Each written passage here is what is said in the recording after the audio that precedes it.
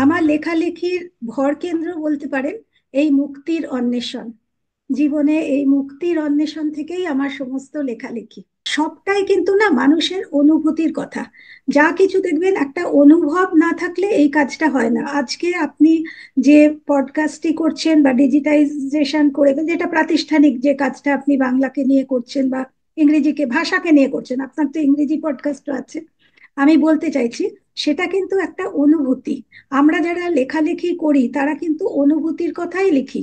আর এই অনুভূতিটা মানুষের কাছে যতদিন আছে ততদিন বাংলা ভাষাও থাকবে, বাংলা লেখালেখিও থাকবে। কফি হাউসের আড্ডা গানটির সাথে বাঙালির ভালোবাসা নিয়ে নতুন করে কিছু বলার নেই। এই নামে একটি বাংলা ব্লগ আমরা শুরু করেছিলাম 2009-এ।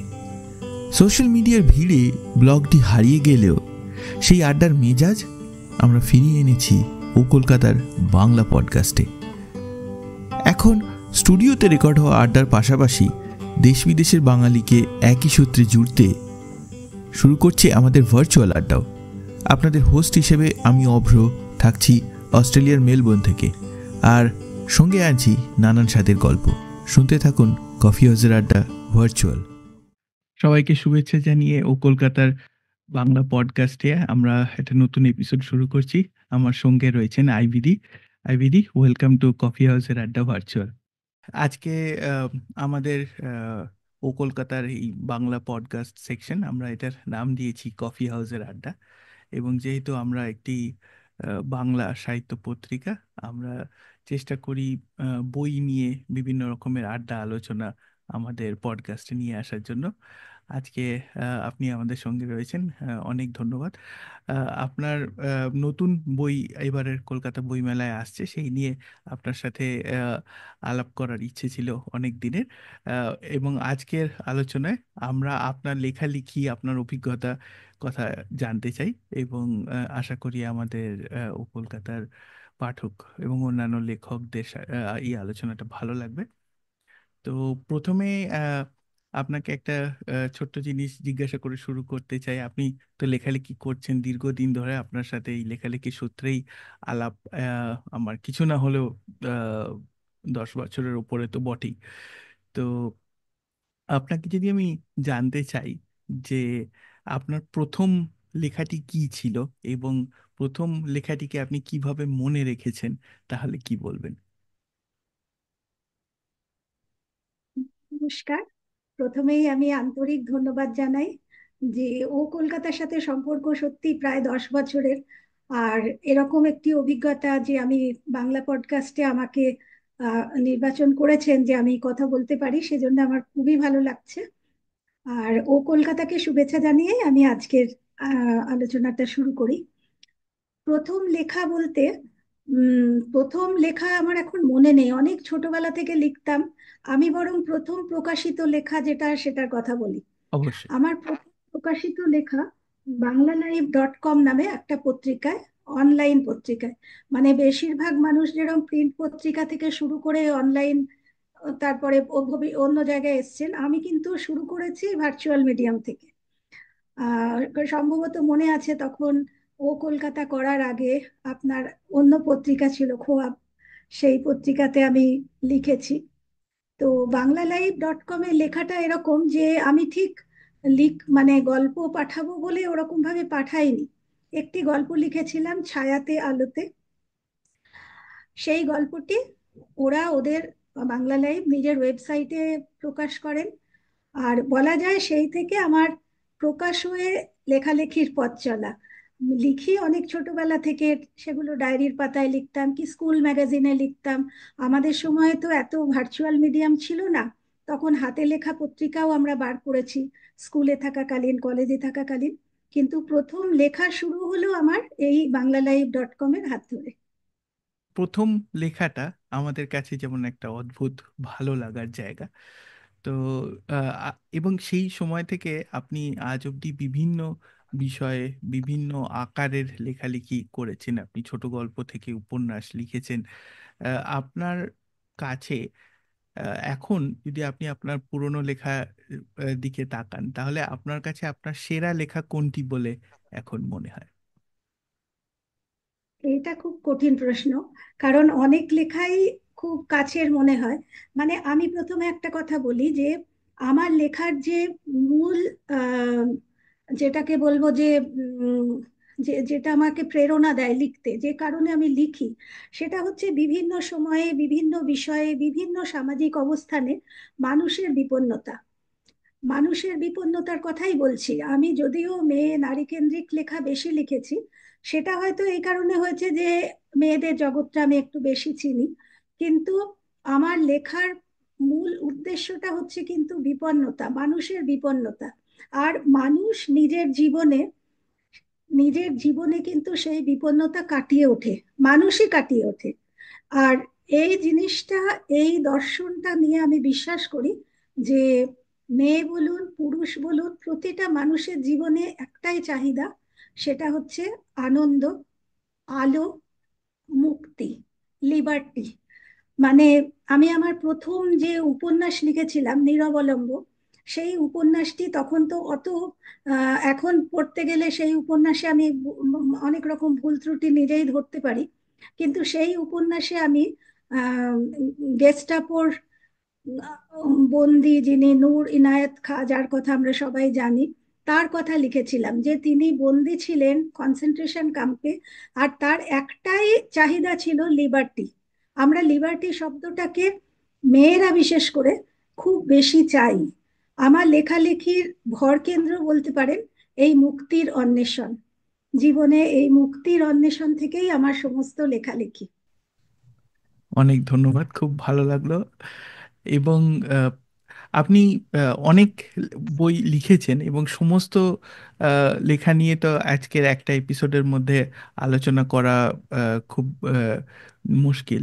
তো আমরা আপনার কাছে যেটা জানতে চাই যে আপনার এই দীর্ঘ লেখক জীবনে বিভিন্ন লেখা আপনি লিখেছেন, তার প্রস্তুতি পর্ব সম্পর্কে যদি কিছু বলেন, যে যখন আপনি কোনো লেখা লিখছেন তো সেটা সম্পর্কে রিসার্চ করা বা কারোর সাথে কথা বলা, সেটা সম্পর্কে আহ, সেই অভিজ্ঞতা সম্পন্ন মানুষের সাথে কথা বলা, এবং এই যে এত বিস্তারিত ক্যানভাসে আপনি আহ, লেখালেখি করেছেন, তো আপনার প্রস্তুতি পর্ব সম্পর্কে যদি আমাদের সাথে কিছু শেয়ার করেন, কোনো আহ, উল্লেখযোগ্য ঘটনা যদি ঘটে থাকে, বা আপনার খুব পছন্দের কোনো বিষয় যেটা নিয়ে আপনি লিখেছেন এবং লেখালেখির সূত্রে সেই বিষয়টা সম্পর্কে জানতে পেরেছেন। প্রস্তুতি বলতে আমার প্রতিটা লেখায়, আমি তো গল্পই বেশি লিখেছি, ছোট গল্প, বড় গল্প, উপন্যাস 4টি লিখেছি এতদিন পর্যন্ত। কারণ একটা সব সময় চাকরি করে উপন্যাস লেখার সময় করে ওঠাটা হয়নি সবটা। কিন্তু আমার ছোট গল্প, বড় গল্প বা যে কোনো লেখাই আমি বলছি, আমার সেই লেখার যে প্রস্তুতি, সেটা কিন্তু মানুষ, মানে বিভিন্ন সময়ে বিভিন্ন মানুষের যাপন, তাদের জীবনবোধ, হাসি কান্না, সুখ দুঃখ, এগুলো আমাকে স্পর্শ করেছে। আমি নিজে স্টেট ব্যাংক অফ ইন্ডিয়ায় চাকরি করেছি। তো চাকরির সময় আমি এমন একটা জায়গায় কাজ করেছি, ব্যাংকে। তাতে আমি সমাজের বিভিন্ন শ্রেণীর মানুষের সংসর্গে আসার সুযোগ পেয়েছি। আর আমি তাদের কখনো তাদের দুঃখ, কখনো কষ্ট, কখনো যন্ত্রণা, আবার কখনো আনন্দ, সেগুলো আমাকে খুব স্পর্শ করেছে। খুব ছোট ছোট ঘটনা, যেমন আহ, যেগুলো গল্প লেখার জন্য পাথেয় হিসেবে আমি বলতে পারি। যেমন আহ, এই যে বয়স্ক মানুষদের একাকিত্ব, এটা তো যে কোনো সংবেদনশীল মানুষকে খুব স্পর্শ করে। এছাড়া যেমন আমি বলছি, উম, হয়তো খবরের কাগজে একটা কিছু পড়লাম, খবরের কাগজের একটা ঘটনা, সেটাই হয়তো আমাকে খুব নাড়া দিল। তখন সেটা নিয়ে সঙ্গে সঙ্গে তো লেখা চলে আসে না, কিন্তু সেটা নিয়ে হয়তো আমি পড়তে থাকলাম। মানে এটা আমার মনে হয় যে এটা আমার একটা আশীর্বাদ হিসেবে আমাকে কাজ করে। যে তারপরে আমার মনে হয় যে ঠিক আছে, আমি এটা নিয়ে লিখি। একটি লেখার কথা যেমন আমি বলছি, আমার এবারের বইমেলায় একটি বই বেরোচ্ছে, 12 2 আরো। এটি বিচিত্রপত্র গ্রন্থন বিভাগ থেকে তৈরি হচ্ছে। এই বইয়ের যে প্রথম গল্পটি, তার কথাটা আমার মনে পড়লো। গল্পটার নাম হচ্ছে সানির লকডাউন। সানি হচ্ছে একটি পোষ্য, একটি বাড়ির একটি পোষা কুকুর। এই ঘটনাটা হচ্ছে যে কোভিডের সময়, কোভিড প্রথম, কোভিড পরবর্তী মানে প্রথম ঝাপটাটাতে তো সারা পৃথিবীর মানুষ একেবারে চমকে গেছিলেন, একেবারে কিছুই করতে পারছিল না। তারপরে তাদের যখন প্রতিক্রিয়াগুলো বের হতে শুরু করলো, তখন এই বাড়ির পোষ্য কুকুরগুলোকে অনেকে, প্রচুর লোক তারা ছেড়ে দিয়েছিল। এই এটা আমি খবরের কাগজে পড়লাম কি একবার টিভিতে দেখলাম। এটা আমাকে খুব নাড়া দিল। তো এই নাড়া দেওয়ার ফলে আমি একটা গল্প লিখেছি। ওই গল্পটার নাম হয়েছিল সানির লকডাউন।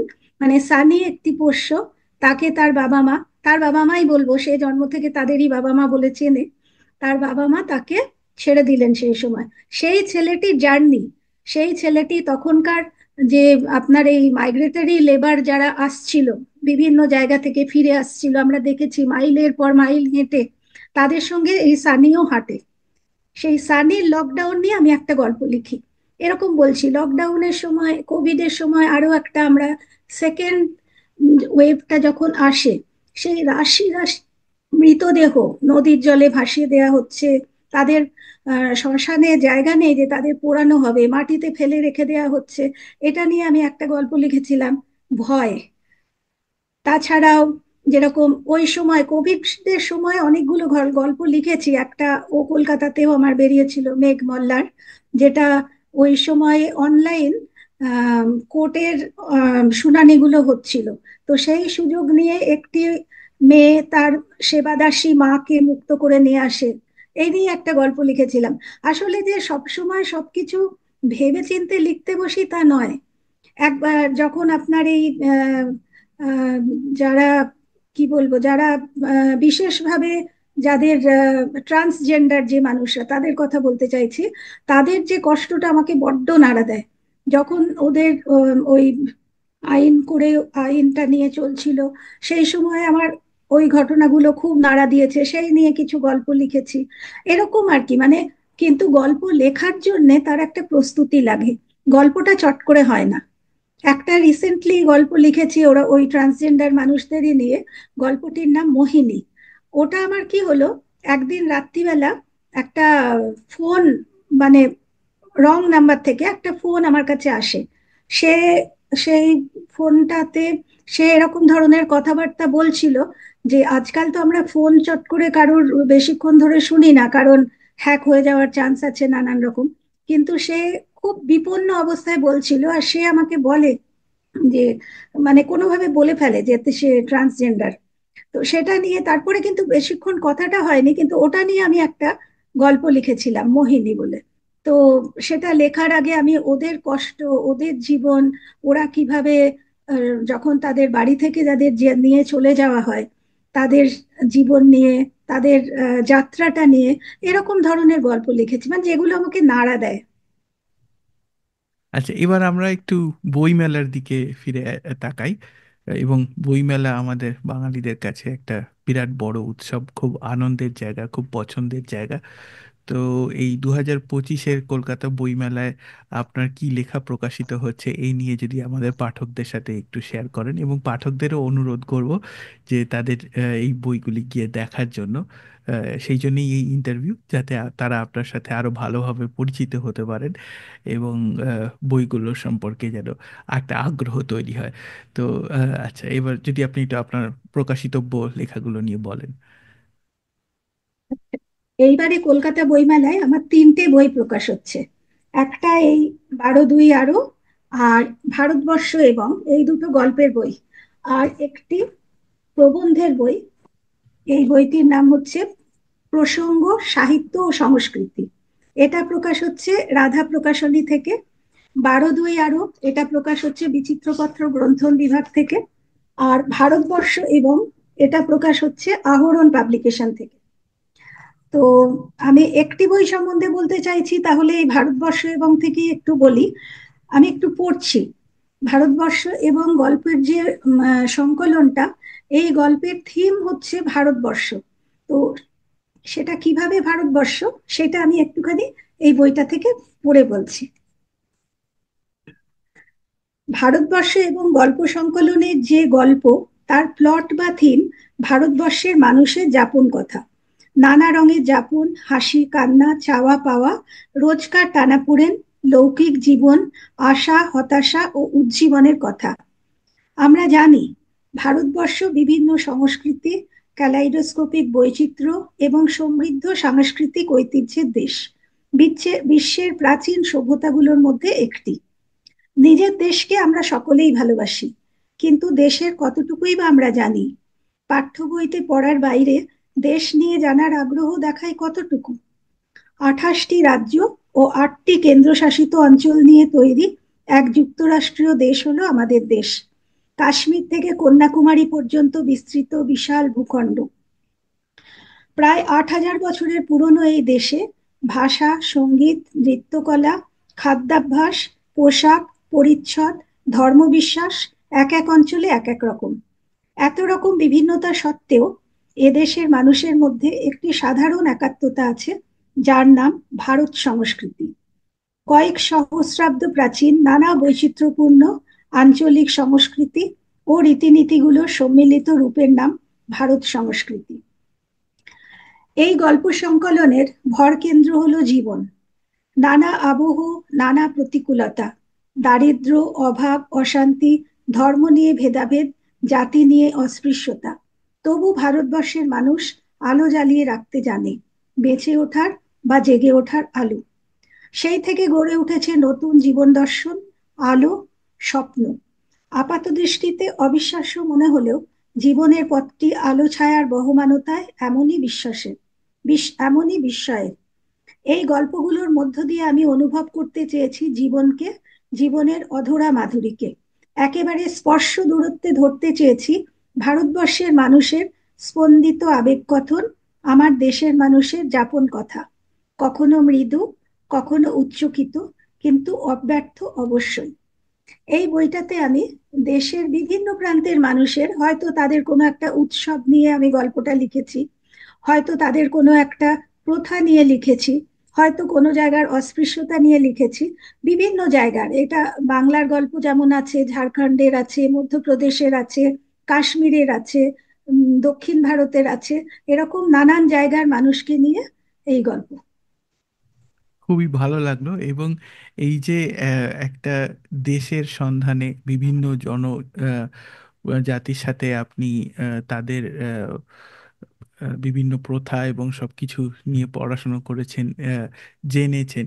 তো এই বইটি যে লিখলেন এবং ভারতবর্ষ এটা সম্পর্কে আপনি ধারণা করলেন কিভাবে যে এইভাবে একটা গল্প সংকলন তৈরি হবে, বিভিন্ন জায়গার মানুষের কাহিনী সেখানে থাকবে, এই গল্পে মানে এই বইটির চিন্তা ভাবনা বা এর প্রস্তুতি কিরকম ছিল? এটা বলার আগে আমি একটা কথা বলি। আমি মোটামুটি বছর 2008-9 থেকে আমার বই প্রকাশ হচ্ছে। আমি 2011-12 নাগাদ, আর একটু পরে 2013 নাগাদ আমি একটা ভাবনা করি যে আমি আমার কিছু থিম ভিত্তিক গল্পের বই করব। যেমন একটা গল্পের বই করলাম নদী, যেমন ওটা হচ্ছে নদী, নদীটাই হচ্ছে থিম, নদী থিমের ওপরে গল্প। এবার নদী থিমের ওপর গল্প কিভাবে? যেমন একটি গল্প হলো সুবর্ণরেখা। সুবর্ণরেখা গল্পের সাথে সেই আমার যে গল্পের যে নারী চরিত্রটি, নদীর সাথে মিলিয়ে তার চরিত্রটি তৈরি করেছি। যেমন একটি গল্প আছে ভদ্রা। ভদ্রা নদী, সে নিজের আত্মকথন, মানে নিজের মুখে ভদ্রা নদী নিজের গল্প বলছে, কিন্তু ভদ্রা নদীর গল্পটাও ভদ্রা নিজেকে রিলেট করছে একটি মেয়ের সাথে, যে যে মেয়েটি আর ভদ্রা একসঙ্গে চলছে। এইভাবে আমি গল্পগুলো লিখেছি। যেমন ওখানে না না, মানে আমি এই যেটা বলতে চাইছি নিশ্চয় বোঝাতে পারলাম, ওরকম থিমে আমি তারপরে একটা লিখি এবং অরণ্য কথা। এবং অরণ্য কথা হচ্ছে, আমি বেসিক্যালি জামশেদপুরের মানুষ, ঝাড়খণ্ডের লোক। তো আগে বিহার ছিল, পরে ঝাড়খণ্ড। তো আমার মধ্যে, আমি সবসময় এটা বিশ্বাস করি যে আমার মধ্যে বাংলার সাথে সাথে খানিকটা বিহার, খানিকটা ঝাড়খণ্ড এটা বাস করে। আমি বিহারের মানুষের আহ, যে একান্নবর্তী জীবন, মানে বিহারের মানুষ বাড়ির যে গরু, ছাগল, পশু পাখি, তাদেরকেও ওরা পরিবারের একজন মনে করে।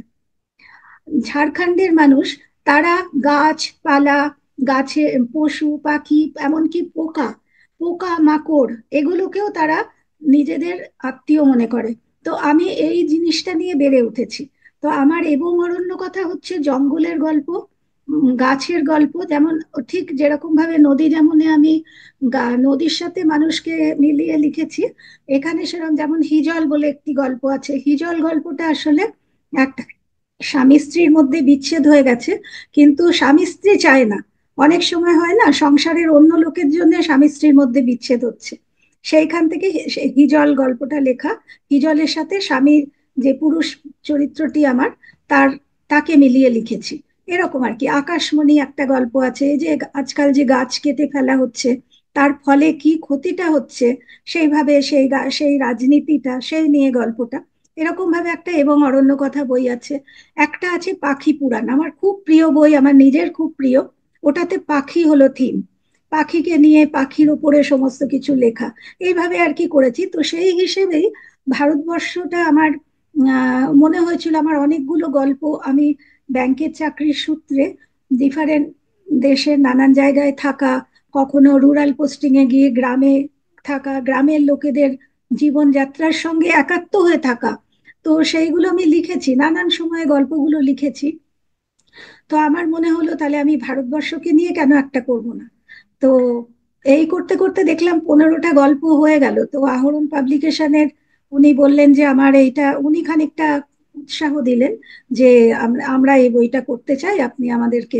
ওনার জন্য আমার 14টা গল্প হয়েছিল, আরো একটা গল্প লিখে তারপরে দিলাম। যেমন অরুণাচল প্রদেশে একটা সুবনশিরি বলে নদী আছে। সেই সুবনশিরির এই ধারের লোকেরা হচ্ছে ভারতের, আর সুবনশিরির ওই ধারের লোকেরা হচ্ছে চীনের। ওখানে চীনের মোবাইল কাজ করে, আমাদের দেশের মোবাইল কাজ করে না। মানে আমার দেশের এই ঘটনাগুলো, এই জিনিসগুলো, না জানা কথাগুলো আমি আমার গল্পে আনতে চেয়েছি। সেটা আনার জন্য পড়াশুনো করতে হয়েছে অবশ্যই। কারণ পড়তে গিয়ে গল্প লেখাতে যেরকম সুবিধে হয়েছে ঠিকই, কিন্তু পড়তে গিয়ে আমি আমার দেশের সংস্কৃতির সাথেও একাত্ম হতে পেরেছি, যে কারণে আমি এটা লিখতে পেরেছি। আর এই এই ভারত বর্ষ এবং লিখতে লিখতেই আমি এই প্রবন্ধের বইটাও লিখে ফেলেছি। এটা হলো সাহিত্য এবং সংস্কৃতি। এই প্রবন্ধের বইটা লেখার অনেক উপাদান আমি কিন্তু এই ভারতবর্ষ এবং লেখার জন্য যে পড়াশুনো করলাম তার থেকে পেলাম। তো সেই জন্য এটা আমার প্রাপ্তি যে লিখতে গিয়ে আমি যতটা দিতে পারছি তার থেকে বেশি আমি পাচ্ছি। এবার হচ্ছে একাকী গায়কের নহে তো গান। এখন এটা আমার পাঠকের কেমন লাগবে, যিনি পড়বেন তার কেমন লাগবে, তার উপরেই পুরোটা নির্ভর করছে কোথায় পৌঁছতে পারলাম। আমি এখানে শুধু পাঠকদের জন্য বা আমাদের এই পডকাস্টটি যারা শুনবেন তাদের জন্য বলে রাখছি যে আমরা এপিসোড ডেসক্রিপশনে আমরা স্টল নাম্বার, পাবলিকেশনের নাম্বার, বইয়ের নাম এই তিনটে দিয়ে দেব। তাহলে আপনারা যারা পড়তে ইচ্ছুক এবং ভারতবর্ষ বা অন্য বই দুটিও তারা যেন সেখান থেকে সংগ্রহ করেন এবং আপনাদের মতামত জানান। এবং যারা শুনছেন তারা আপনার এই ইন্টারভিউয়ের মাধ্যমে কিছুটা এটা বুঝতে পারলেন যে আপনি কিভাবে বইটি লিখেছেন, কিভাবে মানুষের সাথে মিশেছেন এবং কিভাবে এই গল্পগুলোকে খুঁজে পেয়েছেন। আপনাকে আরেকটা জিনিস আমি জানতে চাইবো, আপনি যেটা বলছিলেন একটু আগেও যে মূলত আপনি গল্পে বেশি ফোকাস করেছেন, গল্পই বেশি লিখেছেন, 4টি উপন্যাসের দিকে সময় পেয়েছেন।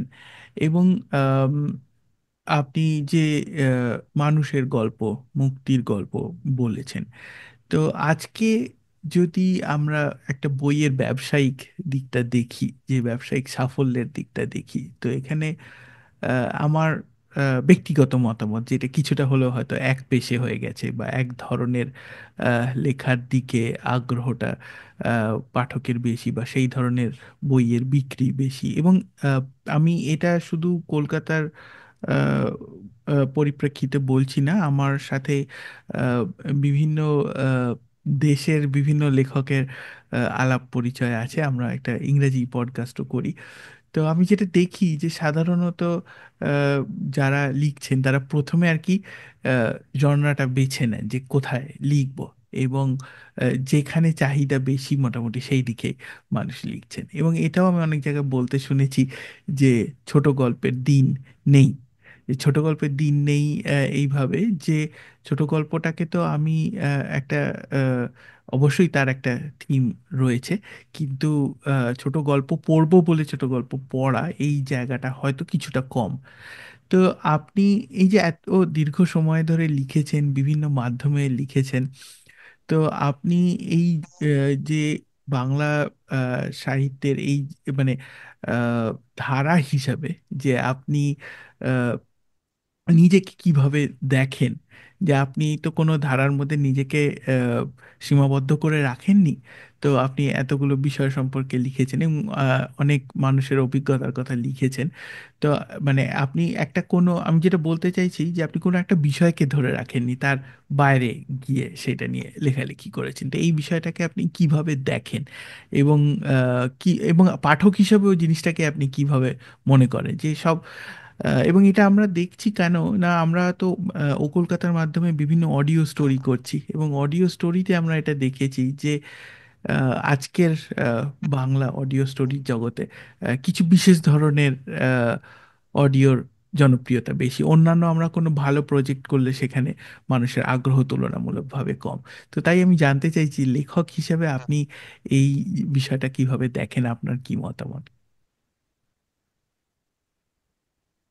একটা কথা মনে রাখা দরকার যে আমরা যে লেখালেখি করার জন্যে উম, বাংলা ভাষাটাকে বেছে নিয়েছি। বাংলা ভাষাটা মানে আমি আমার কথা বলছি। আমি যে বাংলা ভাষাটাকে বেছে নিয়েছি, সেই বাংলা ভাষাটা বাছার আমার কারণ হচ্ছে এইটা, যে আমি আমার বাংলা ভাষাটাতে স্বচ্ছন্দ। যিনি ইংরেজিতে লিখছেন তিনি ইংরেজি ভাষাটায় স্বচ্ছন্দ, এটা কিন্তু মেনে নিতে হবে। যে যে ভাষাটায় স্বচ্ছন্দ সেটাতে আগে, সেই ভাষাটায় আগে লিখছে। দ্বিতীয় কথা হচ্ছে আপনি যেটা বললেন যে ছোট গল্প পড়ার দিন শেষ হয়ে গেছে, সেটা খানিকটা আমরাও বুঝতে পারি, কারণ এখন যখন সম্পাদকরা আমাদের কাছে লেখা দিতে বলেন, যে সম্পাদক কিছুদিন আগেও বলতেন যে 3000 শব্দ হলে হবে, এখন বলছেন 1500 শব্দ। কি সেটা পাঠকের চাহিদার কথা মাথায় রেখে, কেন এখন ছোট বড় গল্প তো বাদই দিন, ছোট গল্পও পড়ার পাঠক কমে গেছে। তারা আরো ছোট অনুগল্প পড়তে চাইছে, যারা পড়তে চাইছেন। যারা অডিওতে চলে গেছেন তাদের কথা আমি বলছি না, আমি পড়া যারা পাঠক এখনো আছেন, যারা বই কিনছেন, বই পড়ছেন, পত্রিকা কিনছেন, তাদের কথা ভেবেই বলছি। এটা ঠিক যে মানুষের পাঠের অভ্যেস বদলে গেছে, তার কারণ এই ডিজিটাল মিডিয়ামে চলে আসা। আমি একটা গত বছর একটা ইন্টারেস্টিং জিনিস লক্ষ্য করেছিলাম বইমেলার পরে, যে আমি বইমেলার পরে একটু কৌতূহলবশত খোঁজ নিচ্ছিলাম যে কিরকম ধরনের বই বেশি বিক্রি হয়েছে, কারণ আমারও নয় নয় করে 5-6 জন আমার প্রকাশক যারা আছেন, তাদের কথাটা শুনলেও খানিকটা বোঝা যাবে, সেই হিসেবে আমি একটু জানতে চেয়েছিলাম যে পাঠক মানে কিরম বই বিক্রি হচ্ছে। তো যেটা শুনে আমার মানে এটা ইন্টারেস্টিং বললাম ঠিকই, কিন্তু একটা একটু দুঃখেরই কথা, যে যে বইটি সবচেয়ে বেশি বিক্রি হয়েছে সেটা হচ্ছে সেই গল্পটি ওটিটি সিরিজে একটা শো, মানে ওই ভিডিও শো হিসেবে ওটিটি সিরিজ হয়েছে যে লেখাটির, সেই জন্য বইটার বিক্রি বেশি। কি কোনো একজন লেখক মারা গেছেন, তার লেখার, তার গোয়েন্দা গল্প, সেটা যেহেতু সিরিজ হয়েছে, যেহেতু সিনেমা হয়েছে, সেই জন্য সেই বইগুলো লোকে খোঁজ খবর করে কিনছেন। তো এখান থেকে এটা প্রমাণ হচ্ছে যে মানুষ এখন অডিও সিস্টাকে আগে দেখছে, অডিও বা ভিডিও সেটা আগে দেখছে, তারপরে যদি আগ্রহ হচ্ছে বইটা কিনে পড়ার চেষ্টা করছে। এটা একটা জিনিস।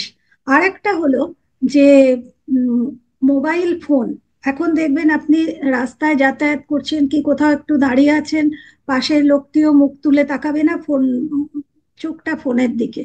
তো সেই হিসেবে কিন্তু কিছু কিছু প্রকাশক কিন্ডলে বলুন বা এরকম ধরনের অনলাইন লেখালেখি বার করার চেষ্টা করেছেন, কিন্তু তাতেও খুব যে পাঠের অভ্যেস তৈরি হয়েছে আমি সেটা বলবো না।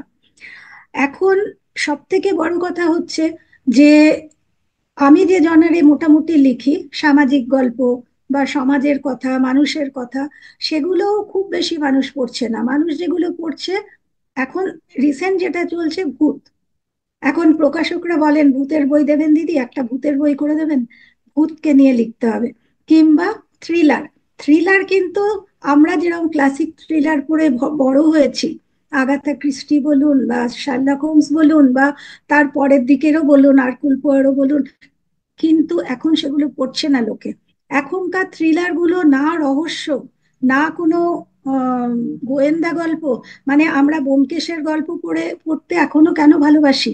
কারণ একটা মাথার এক্সারসাইজ হয়, একটা মস্তিষ্কের এক্সারসাইজ হয়। কিন্তু এখনকার গল্পে তাও না। কিন্তু যেহেতু পাঠক চাইছে এবারে, পুজো সংখ্যাতেও, শারদীয়া সংখ্যাতেও অন্তত আমার লেখা যারা নিয়েছেন তারা অন্তত 3 জন আমাকে বলেছেন যে দিদি এবারে রহস্য উপন্যাস কিংবা গোয়েন্দা গল্প এরকম ধরনের দিন। তারা আহ, শারদীয়া পত্রিকাটাই করেছেন রহস্য গল্প নিয়ে। তো পাঠকের রুচি বদলাচ্ছে, এটা মানতেই হবে। পাঠকের রুচি বদলে যাচ্ছে। কিন্তু আমি একই সঙ্গে এটা মনে করি, না ইদানিং তো কেউ কেউ মুখের ভাষায় সাহিত্য করছেন। মুখের ভাষায় সাহিত্য রচনা যেটা চলছে, মানে যেরকম ভাবে আমরা কথা বলছি সেইভাবে হচ্ছে। কিন্তু আমার নিজের বিশ্বাস যে এই লেখাগুলো বেশি দিন থাকবে না। কারণ মুখের ভাষা যেটা, যেভাবে উচ্চারণ হয়, আপনি দেখবেন যে উম, মুখের ভাষাটা কিন্তু সামান্য স্থানিক দূরত্বে একটু একটু বদলে যায়। তো মুখের ভাষায় লেখার একটা রিস্কও আছে, যে সেই এলাকার লোক ছাড়া সেই লেখাটাকে কিন্তু আহ নাম করা যাবে না, মানে লেখাটা বেশ ছড়িয়ে দেওয়া যাবে না। তো সেরকম এটা বিশ্বাস রাখতেই হবে যে ভাষা একটা বহতা নদীর মতো। আমরা যে ভাষা চর্যাপদের সময়ের ভাষা ছিল তার থেকে এখন যে ভাষা এসছে, সে দুটোই তো কোনো মিল নেই। কিন্তু প্রমথ চৌধুরী যেমন বলেছিলেন, লিখিত ভাষা প্রমিত ভাষা দুটোতে একটা তফাৎ রাখতে হবে। কিন্তু প্রমিত ভাষা যেটা আমরা বলছি, যে ভাষায় আমরা সাহিত্য করছি, সেই ভাষাটাতেও তো আমার মতে একটা শিল্পিত গুণ থাকতে হবে। না হলে সেটা তো সাহিত্য হবে না। আপনি অনুগল্প লিখছেন বলে অনুগল্প আপনি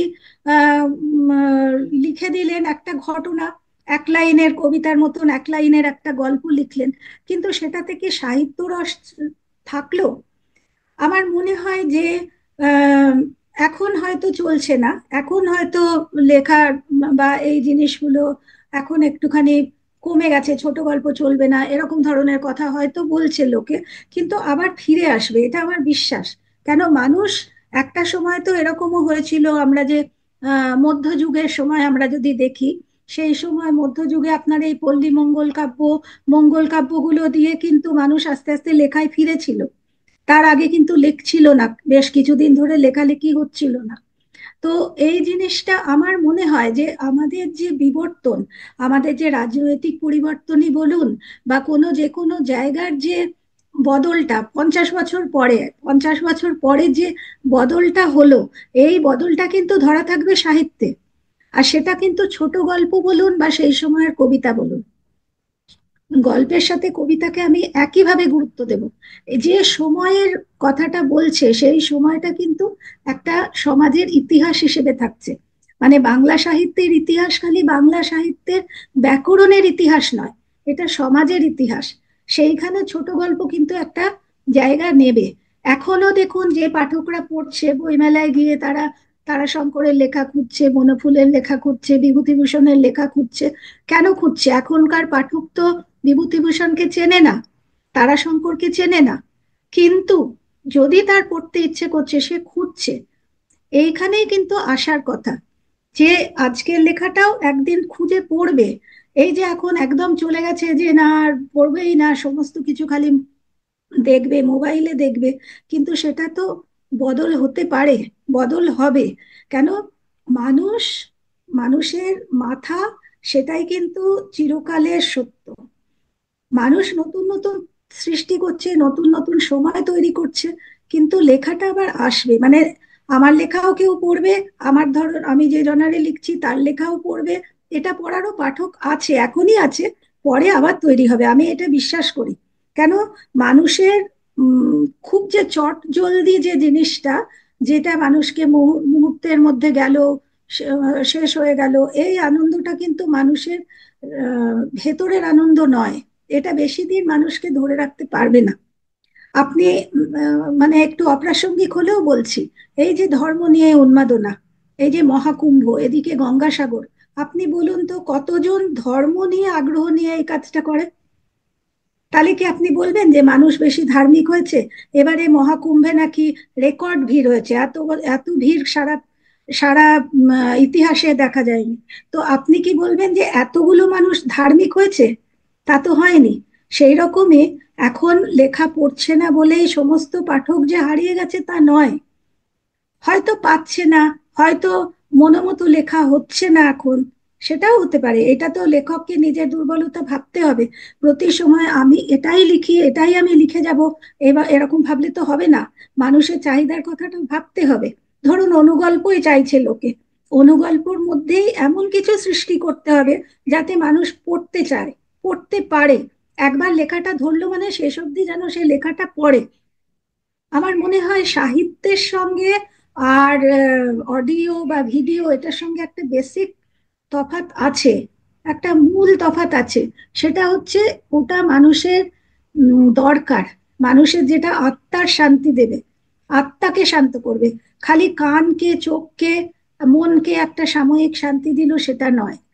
আমার মনে হয় পড়া, বই পড়ার অভ্যেস বা লেখার অভ্যেস, বা আমি আপনাকে যেমন বললাম একটা লেখা লিখতে গিয়ে অনেক রকম পড়া, মানে কেউ যখন আমাকে একটা নতুন কিছু বলেন না, যে এই যে রহস্য গল্পই বললো, আমি তো কোনোদিন রহস্য গল্প লিখিনি, কিন্তু ওই রহস্য গল্প লেখার মনটা তৈরি করার জন্য আমাকে কিন্তু অনেক রহস্য গল্প পড়তে হলো। রহস্য গল্প পড়তে গিয়ে আমি তার একটু চামটা খুঁজে পেলাম, যে আমি আগে খুব একটা পছন্দ করতাম না। আমার পছন্দ করতাম না মানে বলতে চাইছি আমার অত ভালোবাসার ছিল না। আমি যেমন নারায়ণ সান্যালের ওই কাঁটা সিরিজের লেখা আমি খুব পছন্দ করি, কারণ ওটাতে একটা মাথা খাটানোর ব্যাপার আছে। ব্যোমকেশ তো আমাদের প্রাণের, আমাদের সত্যজিৎ রায়ের ফেলুদা, ফেলুদাকে নিয়েই বড় হয়েছি। কিন্তু তাছাড়া যে লেখাগুলো আমার তেমন একটা টানতো না। কিন্তু আমি এই রহস্য গল্পের, আমাকে লিখতে বললেন যখন, রহস্য গল্প লিখতে গিয়ে আমি যে পড়লাম, এখনো যারা লিখছেন সেটা নিয়ে পড়লাম, তাতে কিন্তু আমি ঋদ্ধ হলাম, আমি সমৃদ্ধ হলাম। আমার কিন্তু ওইটা একটা প্রাপ্তি হলো।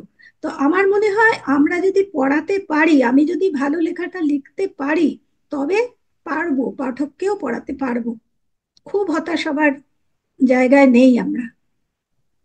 এটা খুব জরুরি কতগুলো কথা বললেন। এবং আমার মনে হয় যে আজকে আমরা যে পডকাস্ট এপিসোডটা করছি তার মূল অংশ হয়ে থাকবে আপনার এই বক্তব্যটুকু। এবং আমি সম্পূর্ণরূপে আর কি সহমত পোষণ করছি এই বিষয়টা নিয়ে। এবং আপনি জানেন যে আমরা ডিজিটাল সাহিত্য বিষয়টা নিয়ে দীর্ঘদিন ধরে কাজ করছি। তার একটা মূল অংশ জুড়ে এই চিন্তাটা রয়েছে যে আজকে আমি একটা লেখা লিখছি, বা আজকে যে আমি একটা গল্প লিখছি বা একটা প্রবন্ধ লিখছি, এটা একটা প্রতিযোগিতামূলক বিষয় নয়। এটা একটা যেটা আপনি বললেন যে এটা একটা সময়ের কাছে, এটা একটা সাক্ষ্য যে এই সময়ে এই লেখাটা তৈরি হয়েছিল এবং সেই লেখাটা ধরা রইলো। এবং যেহেতু আজকে এটা আমার বিশেষ করে আমি যেহেতু রাজ্যের বাইরে এবং দেশের বাইরে দীর্ঘদিন কাটিয়েছি, আমার এটা বারবার মনে হয় আমার একটা পছন্দের বই, এটা পড়তে চাই, এই বইটা হাতের কাছে নেই, কিভাবে আসবে? তো যেটা যদি একমাত্র ডিজিটাইজেশন হয়, যদি সেইভাবে পাঠক তৈরি হয়, তবেই এটা সম্ভব। আমরা বিভিন্ন আর কি এক্সপেরিমেন্ট তো করেছি, সেটা সেইভাবে সবকিছু সফল হয়েছে বলবো না, কিন্তু আমার মনে হয় যে আমরা যে দায়িত্বটা পালন করেছি, এটা সময় বলবে যে আমরা কাজটা ঠিক করেছি না ভুল করেছি। এবং সেই সূত্রেই আপনার কাছে যেটা জানতে চাইবো যে আপনি অনলাইন মিডিয়ামেও লেখালেখি করেছেন, আপনি প্রিন্ট মিডিয়ামে লেখালেখি করেছেন, আপনি বইও প্রকাশ করেছেন। আপনার কাছে যে আমরা, এবং আগের প্রশ্নের উত্তরে আপনি এই আলোচনার জায়গাটা অনেকটা ছুঁয়ে গেছেন, ঠিক আছে? তো কেন আমি এই প্রশ্নটা করতে চাইছি যে আমার মনে হয় যে ডিজিটাল সাহিত্য বিষয়ে যে আহ, গ্রহণযোগ্যতা আসা উচিত ছিল, মানে আজকে থেকে আমরা যদি 10 বছর 15 বছর পিছিয়ে যাই, যখন আমরা কফি হাউসের আড্ডা করেছি বা ও কলকাতা শুরু করেছি বা খোয়াব করেছি, তখন তো সবার কাছে স্মার্টফোন ছিল না, আমার নিজের কাছেই ছিল না। কিন্তু তখন একটা উচ্ছ্বাস ছিল যে হ্যাঁ একটা অনলাইন পত্রিকা হচ্ছে, একটা জায়গায় লেখা বেরিয়েছে, তোমরা প্লিজ এই লেখাটা পড়ো। আজকে কিন্তু যখন আহ, এতটা সময় আমরা পেরিয়ে এসেছি, এখন ওই উচ্ছ্বাসের জায়গাটা আমি সেভাবে কারো কাছে দেখি না। তো আপনি তো দীর্ঘদিন ধরে লিখছেন, বিভিন্ন মিডিয়ামে আপনি লেখালেখি করেছেন। আপনার কাছে জানতে চাইবো যে এই যে বাংলা সাহিত্যের গতি প্রকৃতি বদলাচ্ছে, বা এর যে যতটা ডিজিটাল হয়তো হওয়া উচিত ছিল বাঙালি ততটা সেভাবে হয়নি, এই বিষয়টা সম্পর্কে আপনার কি মতামত? যে মানে আমরা একটা ভাষাগত দিক থেকে বা একটা সাংস্কৃতিগত দিক থেকে আমরা কোন ভবিষ্যতের দিকে চলেছি? কারণ আমি তো চাইবো যে আমাদের ভবিষ্যৎ প্রজন্ম বই পড়ুক এবং তারা ডিজিটাল মাধ্যমে পড়ুক, তারা জানুক যে এই ভাষাটি কতটা সমৃদ্ধ। এই কথাটা কিন্তু খুব পুরোপুরি ঠিক নয় যে ডিজিটাল মাধ্যমে বাংলা সাহিত্যটা অতটা পপুলার হয়নি, সেটা কিন্তু নয়। তার বড় কারণ হচ্ছে বাংলার যারা সাহিত্যের বাজার যেটা বলবো, মানে এখন তো বাংলা সাহিত্যের অনেকটাই একটা ইন্ডাস্ট্রি। সেই ইন্ডাস্ট্রির যারা মাথা, যারা যেটা বাজার, তারা কিন্তু ডিজিটাল মাধ্যমে আসতে বাধ্য হচ্ছেন। আপনি দেখুন যে প্রত্যেকটা, আমি নাম করে আলাদা করে বলছি না, কিন্তু বাংলার সাহিত্যের যারা কাণ্ডারি, প্রত্যেকটি মূলধারার যারা পাবলিশার, যারা মূলধারার কাজ করেন, বাংলা কাগজ আছে যাদের, পত্রিকা আছে তাদের, যাদের যেগুলো এই ছোটবেলা থেকে চলছে, এখনো চলছে, যারা মাথার উপরে আছেন, তারাও কিন্তু প্রত্যেকে ডিজিটাল মিডিয়ামটাকে মিডিয়ামে আসছেন। তারা ডিজিটাইজেশনটাকে অস্বীকার করছেন না। ডিজিটাইজেশনটার সব থেকে বড় যেটা প্লাস পয়েন্ট, যেটা ডিজিটাইজেশন করার যে সুবিধে, সেটা কিন্তু হচ্ছে ইয়াং জেনারেশন। মানে আমি বলছি, আমার আমার মেয়ে, যেমন আমার মেয়ে কিন্তু বই নিয়ে এসে, বই একটা নিয়ে বসে পুরো পড়বে সেই জিনিসটা এখন আর তার নেই। কিন্তু তাকে যখন ডিজিটালি, আমি ধরুন আমার আহ, খবরের কাগজে, এই আজকাল কাগজেরই একটা গল্প বেরোলো, আজকালরা নিজেরা এখন ডিজিটাইজ একটা পত্রিকা প্রত্যেকেই বার করছে, ই পেপার। তাকে যখন আমি বলি আমার এটা এখানে আছে, অনলাইনে আছে, ও সে কিন্তু সময় মতো সেটা পড়ে ফেলছে। তো ডিজিটাইজেশনের যে সবটাই যে লোকে নিচ্ছে না সেটা নয়, কিন্তু আপনি বলতে পারেন যারা মূলধারার পাঠক, মানে আমার বয়সী পাঠক যারা, তারা কিন্তু বইতে বেশি স্বচ্ছন্দ, তারা এখনো ডিজিটাইজেশন ব্যাপারটা অতটা বুঝতে পারেন না, অতটা করেনও না, মানে অতটা স্বচ্ছন্দ নন। আমি বলছি যেরকম অনেক পাবলিশার এখন যারা আহ, বই করেন, তারাও কিন্তু একটা করে ধরুন অনলাইন ওয়েব পত্রিকা করছেন, কিন্তু ওরা ওরা নিজেরাই বলেন যে আমার ওয়েব পত্রিকার কিন্তু অত ভিজিটার আমার এখনো পাচ্ছি না, অত আমার হচ্ছে না। কেন হচ্ছে না? কারণ তার পাঠকরা কিন্তু বেশিরভাগ ধরুন আমার আমার বয়সী বা আমার জেনারেশনের বয়সী। কিন্তু অনলাইন পত্রিকা এখন অনেক বেড়েছে। অনেক বড় বড় পত্রিকা যারা অনেক দিন ধরে চলছে, ইভেন লিটল ম্যাগাজিনও যারা করেছেন, তারাও এখন তাদের একটা অনলাইন ভার্সন করছেন। আর অনলাইন ভার্সন কিন্তু পপুলার হচ্ছে, এমন নয় যে পপুলার হচ্ছে না। ভালো ভালো লেখকরা ভালো ভালো মানে অনলাইন পত্রিকায় লেখা দিচ্ছেন। মানে হয়তো তার সেই লেখাটাই তিনি একটা বাজারের পত্রিকায় দিলে তার অনেক বেশি প্রচার হতো, কেন এখনো খবরের কাগজটা তো লোকের বাড়ি বাড়ি যাচ্ছে, কিন্তু তিনি অনলাইনে দিচ্ছেন। কেন দিচ্ছেন? দিচ্ছেন এই কারণেই যে এর ভবিষ্যৎ আছে। ভবিষ্যৎ নেই এটা বলা যাবে না। আর বাংলা সাহিত্যের গতি প্রকৃতি যেভাবে বদলেছে বা যেভাবে বদলাচ্ছে, আপনি ধরুন, আমি তো ঝাড়খণ্ডে থাকতাম, আমি ঝাড়খণ্ডে জনজাতীয় ভাষার উপরে একটা লেখা লিখেছিলাম, আর ওটা নিয়ে একটু পড়াশুনো করেছিলাম। সেটা করতে গিয়ে দেখেছিলাম যে বাংলার সঙ্গে সেই জনজাতীয় ভাষার অনেক মানে বলতে পারেন সেই ভাষা থেকে বাংলা ভাষা এসেছে, এরকমও কিছু কিছু উদাহরণ আছে। কিন্তু তারা কিন্তু এখন আর লেখালেখি করছে না।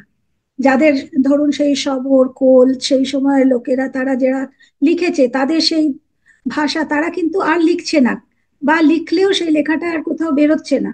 কেন? কেন এখনো তারা এই ডিজিটাইজেশনের জিনিসটা ধরতে পারেনি।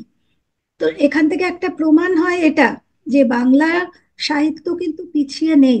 মানে আপনি ধরুন যে কফি হাউসের আড্ডা করেছিলেন বা খোয়াব করেছিলেন, সেটা খুব সম্ভবত 2000, 2001 বা 2003-4, আমার ঠিক মনে পড়ছে না, দু অনেক দু দিন হাজার আগের আট কথা। 2009 হচ্ছে দু কফি হাজার হাউসের এক আড্ডা।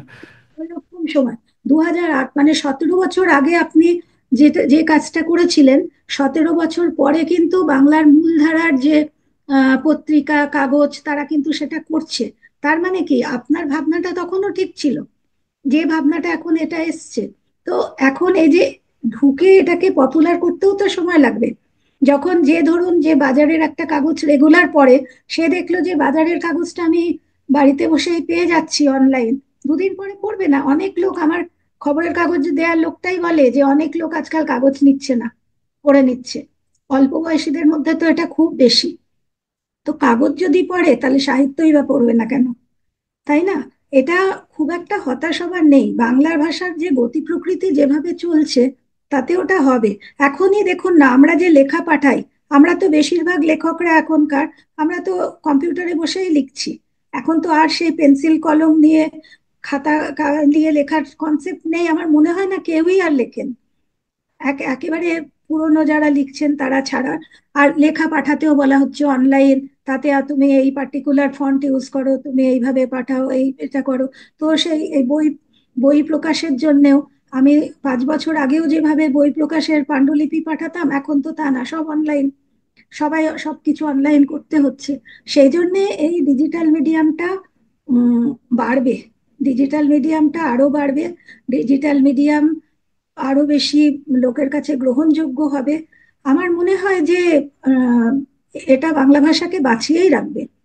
মানে এখন যে আমরা এক এক সময় ভাবি না, বাংলা ভাষাটাকে আমরা কোথায় রাখি আর কোথায় কি করি আমরা, মানে একটা 21শে ফেব্রুয়ারির সময় সবাই খুব বাংলা নিয়ে আবেগ হলো, তারপরে ফেব্রুয়ারি মাসটা যেই পেরিয়ে গেল, আবার বাংলা নিয়ে আর কোনো কথা নেই। সেটা না হোক। কিন্তু আমি একটা কথা বলতে চাই, যেহেতু আমি মোটামুটি আমার অন্য দেশের না, আমার নিজের দেশের নানান রকম ভাষার লেখা পড়তে ভালোবাসি, পড়িও। আমি যে কোনো ভাষার, আপনি হিন্দি বলুন, উড়িয়া ভাষা বলুন, মারাঠি ভাষা বলুন, মধ্যপ্রদেশের ভাষা বলুন, আপনার সাউথের তামিল বা কান্নাড় বা তেলেগু ভাষা বলুন, তারা প্রত্যেকে কিন্তু এইটাতে, এই এই যে একটা ভাষা নিয়ে একটা চিন্তা, যে ভাষাটা থাকবে না হারিয়ে যাবে, এটার মধ্যে কিন্তু আছে, এই ভাবনাটাই আছে। কিন্তু একই সঙ্গে আমি আপনাকে বলছি, তাতে না মানুষের এথনিক আইডেন্টিটি যেটা বলে, সেটা খুব প্রকটও হচ্ছে। আমাদের ঝাড়খণ্ডের কথা আমি আপনাকে বলছি, বাংলা ভাষাটাকে নিয়ে ওখানে এত রকম কাজ হচ্ছে, এইটুকুনি পরিসরে বলার সুযোগ নেই। কারণ বাংলা মিডিয়াম স্কুলগুলো কলকাতার বুকেও বন্ধ হয়ে যাচ্ছে, জেলা টেলাতে তো বাদই দিন। আর সেই ক্ষেত্রে আপনি বহির্বঙ্গে চিন্তা করুন, বাংলা মিডিয়ামে পড়তে চাইলেও কেউ পড়তে পারছে না। কিন্তু সেখানে কি বাংলা হারিয়ে গেছে? তা না। কত পত্রিকা হচ্ছে, কত কাজ হচ্ছে, অনলাইনে কাজ হচ্ছে। তার মানে কি, তারা বাংলা ভাষাটাকে বাঁচিয়ে রাখারই চেষ্টা হচ্ছে। আর থাকবে, আমার এটাই মনে হয়, থাকবে। আজকে হয়তো 10 জন ডিজিটাল মিডিয়ামে বাংলাটা পড়ছে, কালকে হয়তো 20 জন পড়বে। মানে আমাদের জেনারেশনের লোকও কিছু তার মধ্যে গিয়ে ঢুকবে। আর ইয়াং জেনারেশন আমি যেরকম বলছি, তারা কিন্তু বাংলাটা পড়ে, তারা অনলাইন বলে। অনেক সময় কোনো লেখা হয়তো আমি দিলাম যে আমার এই লেখাটা বেরিয়েছে, দিদি লিংক নেই, লিংক দিন, তারা বলে। মানে তারা কি লিংকটাই পেলে পড়ে নেবে, এরকম একটা ব্যাপার। হয়তো পত্রিকাটা গিয়ে কিনে পড়বে না, কিন্তু সে যদি লিংকটা পায় সে পড়বে। সেজন্য এটা আমার মনে হয় বাংলা ভাষাটাকে বাঁচিয়েই রাখবে। এটা ভালো যে আপনাদের মতন লোক যারা ভাষাটাকে নিয়ে কাজ করছেন, যে সেদিন পত্রিকা করেছেন, তারপরে আজকে পডকাস্টে করছেন, আপনি যে এই অডিও সেশনই করেন, অডিও স্টোরি করেন, আপনাদের আপনার যে অডিও স্টোরি আমি যেগুলো শুনেছি, কত মানে অচেনা গল্প আপনি যেটা শুনিয়েছেন বলে লোকে জানতে পেরেছে, লোকে পড়তে পেরেছে, এরকম ধরনেরও লেখা হচ্ছে, এরকম ধরনেরও লেখা আছে, জানতে পেরেছি। তো আমি নিজেই বলছি, আমি কিন্তু খুব পড়ুয়া, কিন্তু আমি আপনার অডিও, যে আপনার যে গল্পগুলো বেরোতো, সেটা মন দিয়ে শুনতাম, আমার খুব ভালো লাগতো, অপেক্ষা করে থাকতাম এবারে কার গল্প দিচ্ছে, কি গল্প দিচ্ছে। সেজন্য আছে, আমি বলছি যে ওর তো নিরাশ হবার মতন কিছু নেই, আমার না, এটা আমি মনে হয়। আমি অবশ্যই নিরাশ হচ্ছি না। আমি এটা বলতে চাইছি যে আমি যদি আহ, নিজের বিগত 10-15 বছরের প্রয়াসটা দেখি, আমার ব্যক্তিগত লেখালেখিটাকে আমি পরে রেখেছি। এবং এই প্রতিষ্ঠানিক ব্যাপারগুলোকে আমি আগে রেখেছি, যে আগে একটা পত্রিকা হোক, আগে প্ল্যাটফর্মটা তৈরি হোক, আমার লেখালেখি পরে হবে।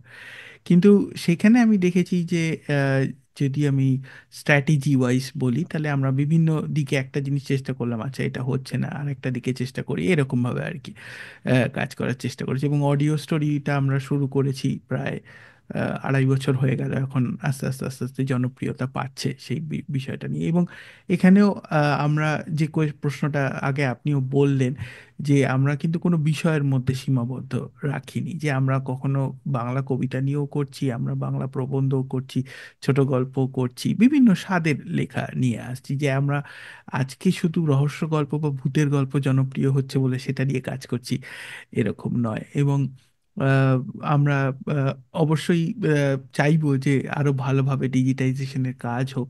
এখন যেমন আমি যেটা দেখেছি যে কিন্ডেলে কি হয়, যে বাংলা সাপোর্টটা এখনো আসেনি। তো আমি যদি বাংলা বই কিন্ডেলে পাবলিশ করি, সেটা ওরা কিছুদিন বাদে উইথড্র করে নেয়, কারণ বাংলাটা লিস্টেড ল্যাঙ্গুয়েজে নেই, কিন্তু সেখানে হিন্দি, মারাঠি, তামিল এই ভাষাগুলো এসে গেছে। তার মানে বাংলাটাও সেখানে চলে আসবে, এটা একটা সময়ের অপেক্ষা। যখন কিন্ডেলের সাথে এই বাংলা ভাষার এই ইমপ্লিমেন্টেশনটা হয়ে যাবে, তখন আশা করছি যে অনেক অনেক লেখক, অনেক প্রকাশক, তারা এই জায়গাটায় চলে আসবেন, এবং তখন বাংলা ভাষা আরো সারা পৃথিবীতে আরো ছড়িয়ে পড়বে। আমরা খুব ভালো আড্ডা হলো আজকে, আমরা মোটামুটি আমাদের আড্ডার শেষ আমার দিকে। একটা আমার একটা কথা যেটা আমার মনে হয়, হ্যাঁ। এই যে বাংলা ভাষাই বলুন বা যে কোনো ভাষা বলুন, ইংরেজি ভাষা বলুন, হিন্দি ভাষা বলুন, যে কোনো ভাষাই বলুন, তাতে যে লেখালেখি বা তাতে যে সাহিত্যটা, সেটা ছোট গল্প হোক, বড় গল্প হোক, উপন্যাস হোক, প্রবন্ধ হোক, কবিতা হোক, অনুগল্প হোক, যা কিছু হোক, সবটাই কিন্তু না মানুষের অনুভূতির কথা। যা কিছু দেখবেন, একটা অনুভব না থাকলে এই কাজটা হয় না। আজকে আপনি যে পডকাস্টটি করছেন বা ডিজিটাইজেশন করে, যেটা প্রাতিষ্ঠানিক যে কাজটা আপনি বাংলাকে নিয়ে করছেন বা ইংরেজিকে ভাষাকে নিয়ে করছেন, আপনার তো ইংরেজি পডকাস্টও আছে, আমি বলতে চাইছি সেটা কিন্তু একটা অনুভূতি। আমরা যারা লেখালেখি করি তারা কিন্তু অনুভূতির কথাই লিখি। আর এই অনুভূতিটা মানুষের কাছে যতদিন আছে, ততদিন বাংলা ভাষাও থাকবে, বাংলা লেখালেখিও থাকবে, যে কোনো ভাষাই থাকবে। যে কোনো মানুষের উম ভাব প্রকাশের প্রধান অস্ত্র হচ্ছে তার ভাষাটা, তাই তো?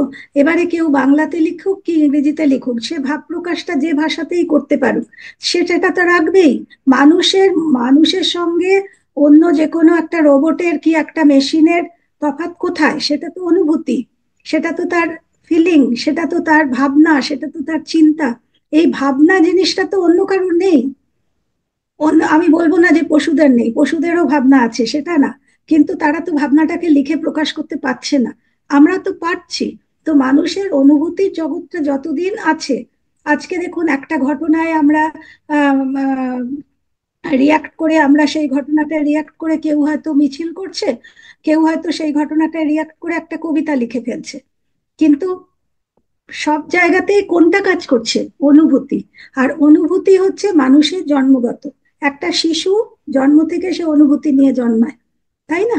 সেই অনুভূতিটা যতদিন আছে, ততদিন এসব নিয়ে আমার মনে হয় না খুব বেশি চিন্তা ভাবনা করার আছে।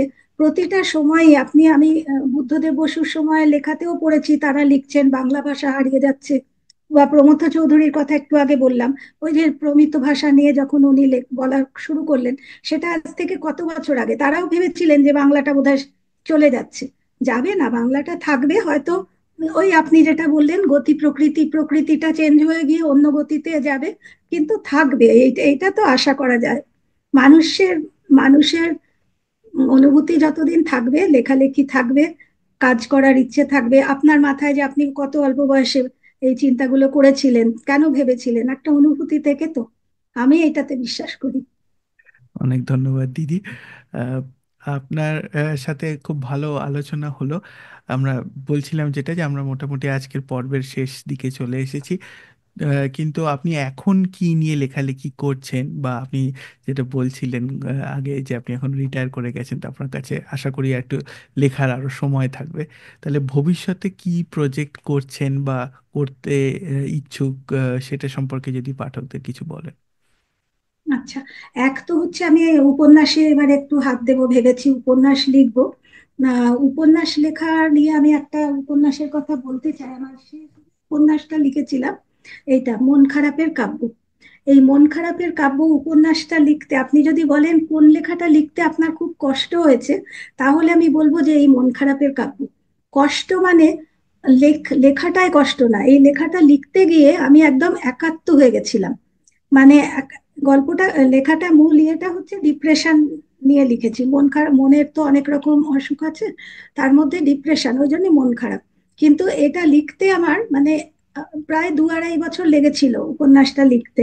তো আমার, কিন্তু আমার এটা একটা একই সঙ্গে ভীষণ আনন্দ দেয়। আমি যখনই এই উপন্যাসটা পড়ি, নিজেই পড়ি বা নিজেই দেখি যে লেখার জার্নিটা মনে পড়ে যায়, তখন খুব আনন্দ হয়। তো আমি এরকম কিছু একটা লিখতে চাই, এর একটা কিছু নিয়ে কাজ করতে চাই, যেটা আমাকে একই সঙ্গে অনেক কিছু, অনেক খাটতে হবে, কষ্টও দেবে, আবার সেই সঙ্গে সেটা আমি লিখে ভালো করে নিজেরই অনুভূতিটা প্রকাশ করতে পারবো। অনুভূতির কথা বললাম তো একটু আগে। আর এই মুহূর্তে আমি যেটা লিখছি, এটা লিখবো, আমার উপন্যাস একটা লেখার ইচ্ছে আছে। আর এই মুহূর্তে যেটা আমি লিখছি সেটা একটা সিরিজ করছি পুরাণের চরিত্র নিয়ে। হয়তো আগামী বইমেলায় বই হবে বা কিছু। তো মানে পুরাণ যেরকম আমি এই থিম ভিত্তিক লিখেছি, যে একটা আমার রাগ রাগিনীর রূপকথা একটা আছে, রাগ রাগিনী নিয়েও একটা থিম নিয়ে করেছিলাম। সেরকম ভাবে যেমন পাখি নিয়ে করেছি, নদী নিয়ে করেছি, জঙ্গল নিয়ে করেছি। এটা হচ্ছে পুরাণের চরিত্র, মূলত ভারতীয় পুরাণ, মিশরের পুরাণ, গ্রিক পুরাণ, এদেরই মেয়ে চরিত্রই আমার বেশি আছে। তাদের নিয়ে গল্পটা, মানে এই ডিফারেন্ট চরিত্র নিয়ে তাকে আজকের সাথে মিলিয়ে লেখা। তো এই পৌরাণিক সিরিজটা এখন লিখছি। প্রায় 14-15টা লেখা হয়ে গেছে, আরো কয়েকটা লিখে তারপরে দেখি। ভালো লাগছে আসলে। পুরাণে এত কিছু, না মানে মনে হচ্ছে এটা শেষই হবে না, এটা বন্ধ না করে দিলে শেষ হবে না। কিছু না কিছু, কিছু না কিছু আসে। কিন্তু সবসময় পড়তে গিয়ে আবার নতুন একটা ক্যারেক্টার পড়লাম, নতুন একজনকে নিয়ে পড়লাম, তখন মনে হয় এনাকে নিয়ে একটু লিখি। এরকম আর কি। পুরাণ জিনিসটা তো খুবই ইন্টারেস্টিং।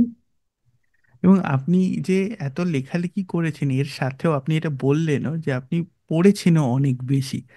এটাই তো সবচেয়ে বড় বেশি পাওনা, যে মানে যত মানুষ পড়বেন তত তাদের অনুভূতি আরো সমৃদ্ধ হবে, তত আরো নতুন নতুন লেখার বিষয় সেখানে খুঁজে পাওয়া যাবে। ঠিক। আহ, ঠিক আছে, খুব ভালো আড্ডা হলো আজকে। আমি আপনাকে আরেকবার ধন্যবাদ জানাই আজকে আমাদের প্ল্যাটফর্মে আমাদের সাথে যুক্ত হওয়ার জন্য। এবং আমাদের দর্শক এবং শ্রোতা বন্ধুদের এটাই বলবো যে আমরা এপিসোড ডেসক্রিপশনে আমরা বইগুলোর নাম এবং প্রকাশকের নাম এবং স্টলের নামটাও দিয়ে রাখবো। আপনারা যারা বইমেলায় যাচ্ছেন তারা অবশ্যই বইগুলো দেখবেন। অনেক অনেক ধন্যবাদ। আপনাকে অনেক অনেক ধন্যবাদ। অনেক কথা বললাম, খুব ভালো লাগলো আলোচনাটা। ভালো থাকবেন।